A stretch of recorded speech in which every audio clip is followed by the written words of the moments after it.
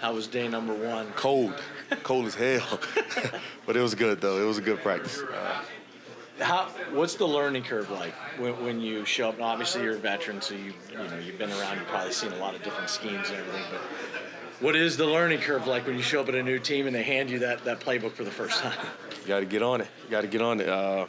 And now I got to forget everything I learned in Oakland 2 months ago and learn everything here. Terminology, players, team, everything. I got to reset my whole clock. So for me, it's not going to be hard. I can pick up on it like this. But it's something that I'm looking forward to. It's a challenge.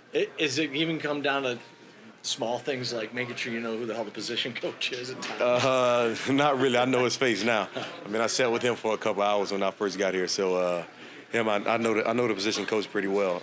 But it's just a tough thing is just learning the scheme and then also knowing the guys you with and knowing when you take your chance within the scheme of the defense. You step into a defense that obviously is one of the better ones in the league. What do you say? I know it's one practice, but what have you seen already, lining up with the guys out there?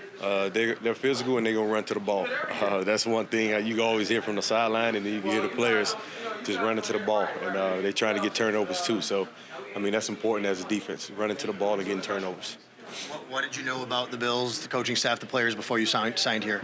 Absolutely nothing. I just knew their record, that they were pretty good this year. Other than that, I didn't know anything. I just came, because they had an interest, and I said, hey, if they have interest, I might as well go. Safe to say a 6-2 team, when they show interest, you go, okay, that sounds like a good fit. Yeah, exactly. What do you see on film from the Browns, and especially the way they've been able to run the ball so far? I see a very hard-nosed working offensive line up front. They're very tough. And the running back, he's run the ball with an attitude, and he's very aggressive. So I believe we just got to go out there, tackle him, tackle 24, and everything else to take care of itself. Obviously with the whole offseason they had, the media has been killing them. Whenever that happens, you guys saw with Philly, the media was killing Philly. They came out hungry football team. So I'm going to tell you guys just to chill out a little bit and get off their back so they don't come out even hungrier. But it's just kind of one of those games that they're hungry for a win. We understand that, and we're going to have to play our best. It's going to be a hard-fought game. Record doesn't indicate how good they are, and we understand that. They're a favorite right now in this game. How does that hit you?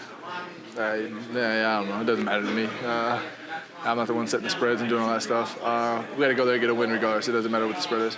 Your comment about not apologizing for 6-2 got a lot of play. Yes, it did. A lot of reaction. Yes, it did.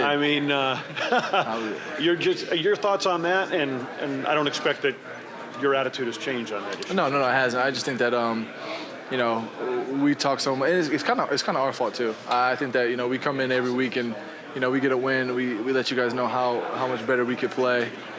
Hey, how we won, but we could do better. We can do better.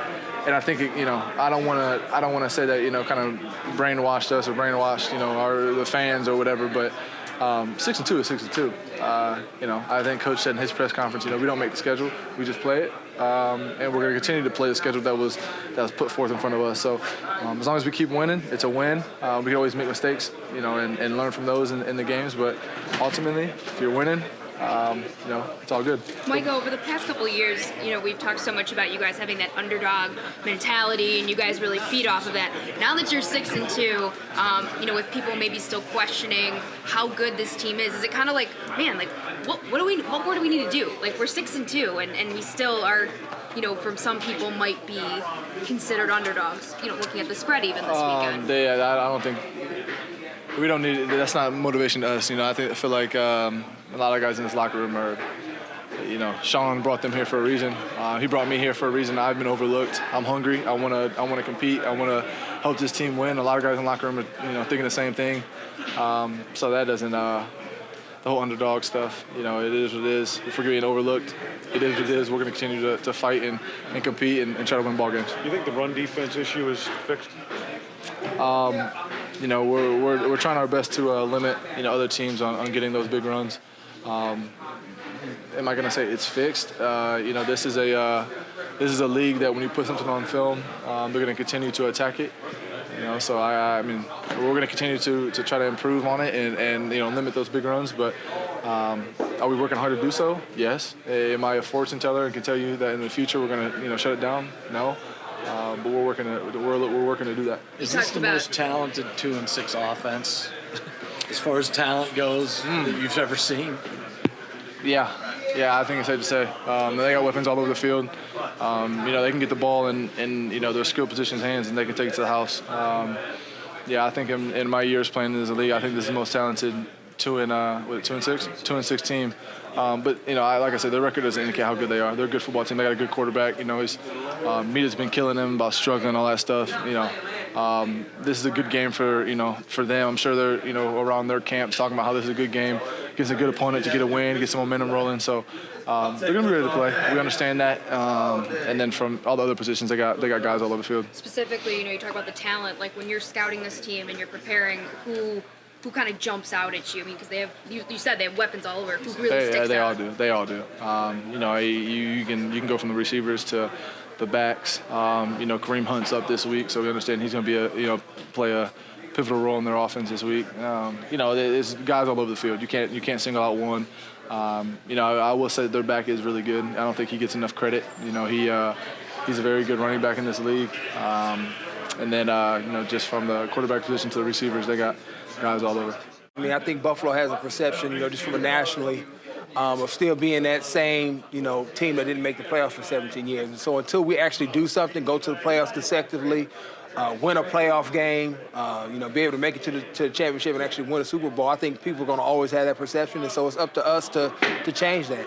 And right now we've set ourselves up and put ourselves in a position to accomplish some of those goals, but we've got to still obviously keep things in perspective. And we have a huge challenge this week in Cleveland, but we continue to stack wins, eventually it changes. And then you do that over time, people start changing what they think about when they think about the Buffalo Bills. Lorenzo, Jarvis Landry has a little bit of history with Buffalo. Obviously, he had a cheap shot on Aaron Williams, and then last year in the preseason, he kind of took a shot at Tarrant. Right. Not to say that you guys hold grudges, but is that something in the back of everybody's mind? Of course. I mean, obviously, that he's had a couple of those big shots on guys, and I think one, it brings an awareness to if you're in a position to be cracked by him, to have your antennas up because he is a physical player. I know him just a little bit, and I don't know if anything was intentional, but obviously he's hit two guys and it's resulted into a penalty. And so you just have to have your antennas up when you play on the end line and you're in a crack position. And obviously you want to bring it to him and be dominant and try to set the tone early with him because he's going to try to do the same thing to you. Browns kind of have a lot of things going on, a lot of dissension and stuff like the Eagles did coming into your game. Does that make them more dangerous in your mind? Obviously, they have a lot of talent on their team, and you definitely don't want them to, start putting things together when we play them. And so, like in any game, if you're able to jump on a team that's having some issues early, jump on them early and stay there and maintain that dominance, obviously it's better for us because then some of those things may start bubbling up on their sideline. And so, I just want to come out, play a good sound game, and don't give them anything. Make them have to earn everything that they get out there.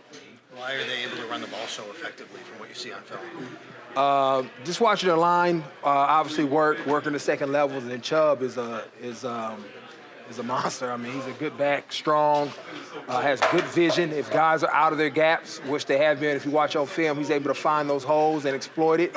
And then once he gets to the second level, he has the speed to make a big play happen. Specifically regarding Kareem Hunt, he's a guy who played his snap this whole year. Is there anything extra going there for the guy who's got fresh legs like him? Obviously, when you have a talent like that, you're going to probably try to insert him some way. I don't know how much he's going to play, obviously, with Chubb, but I'm pretty sure they've seen that we've struggled with some of the 20-fast stuff. That's when you have two backfields in the backfield, and probably we'll try to use some of those similar runs to make sure that we got it fitted up right.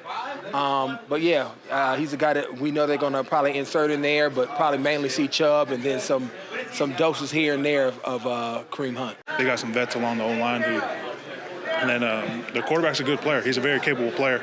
I don't know what the reasons are for their record or whatever, but we're not going to take that lightly. We're coming into this like we're going to be prepared to play them. Like you said, they've got studs on their team, and especially on their offense and even on their defense, they're just a stacked team. So it's going to be a good match for us. When you see a team like this start where the talent doesn't quite match the record, what's your reaction, and how do you keep them from figuring out whatever their problem is this week against you? I mean, we can't really control that. We can control what we control, and that's our preparation and being ready to play them. That's all we can control. We can't control what they do, but we know they're a very capable team. So, you're a veteran voice along that defensive line. When Ed gets 18 snaps and sees the kind of playing time fall like it did last week, do you talk to him a little bit and explain to him that it's a long career for I've been in his ear. I mean, since he's got here, so he has to trust his ability, and I know it can be a little bit. It's tough for anybody, especially, and then him being a rookie. He'll have to have some years on him to know that it's not anything new. I mean, but we see why he was taken in the first round. He has all the ability in the world. It's just a matter of small technique things, and he'll be fine. Star, when it comes to the run D, a lot of these guys have talked about that the mistake can be as much as inches. You're inches out of a gap and you cause a problem. How do you practice to correct inches? You just got to harp on the small things. Your technique, like you said, the inches, just really trusting the guy next to you that he's going to do his job so you can do yours. That's really all you can do. It might be a little esoteric kind of a question, but how do you convince someone to have that much trust? And you talk about, that the problem has come when guys are trying to do too much. Mm-hmm. If the solution is to trust, it seems like simple. Okay, just believe in the guy next to you. Mm-hmm. I guess why does it not happen? How hard is it to figure out? You build that throughout the week, throughout practice, throughout your preparation in the classroom. And then you got to go out there and you just got to trust. You got to trust that you show your teammates throughout the week, with your preparation, and then when you get on the field, as your teammates, you trust each other.